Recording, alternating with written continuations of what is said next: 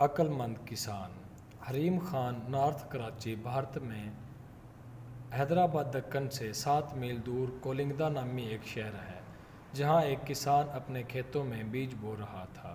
صبح کا وقت تھا، علاقے کا نواب سیر کرتا ہوا وہاں سے گزرا۔ کسان کو محنت سے کام کرتے ہوئے دیکھ کر نواب نے سوچا کہ کسان سے اس کی خیریت دریافت کر لینی چاہیے۔ وہ گھوڑے سے اترا اور کھیت کے کنارے پہنچ کر کسان سے پوچھا، کیوں بھائی، کھیتی باڑی میں تم اس قدر محنت کرتے ہو، کتنا کچھ کما لیتے ہو، کچھ فائدہ بھی ہوتا ہے یا نہیں؟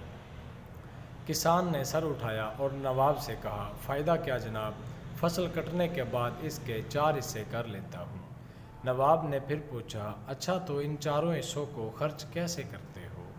کسان نے جواب دیا، ایک حصہ تو حکومت کے ٹیکس میں چلا جاتا ہے، دوسرا حصہ قرض چکانے میں ختم ہو جاتا ہے، تیسرا حصہ ادھار دیتا ہوں اور باقی چوتھا حصہ یوں ہی لٹا دیتا ہوں۔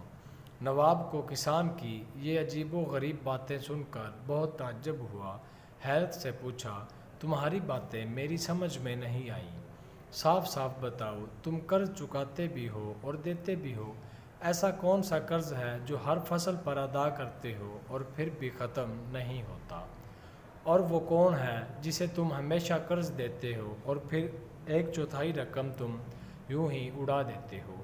کسان نے جواب دیا، جناب، بات دراصل یہ ہے کہ میرے والد نے ایک ساہوکار سے رقم ادھار لی تھی، والد کے مرنے کے بعد اس کا سود میں ادا کرتا ہوں، ایک حصہ ٹیکس دینے کے دوسرا حصہ ادا ہو جاتا ہے۔ اور تیسرا حصہ کسے ادھار دیتے ہو؟ نواب نے پوچھا۔ کسان نے کہا، یہ میں اپنے 2 لڑکوں پر خرچ کرتا ہوں تاکہ بڑھاپے میں وہ مجھ پر خرچ کریں۔ نواب نے پوچھا، اور یہ ایک حصہ فضول کیوں اڑا دیتے ہو؟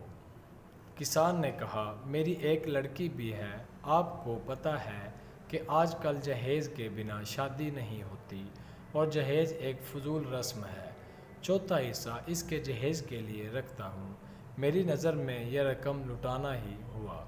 نواب اس کی مدلل گفتگو سے بہت متاثر ہوا اور ایک بڑی رقم اسے انعام کے طور پر دے کر رخصت ہو گیا۔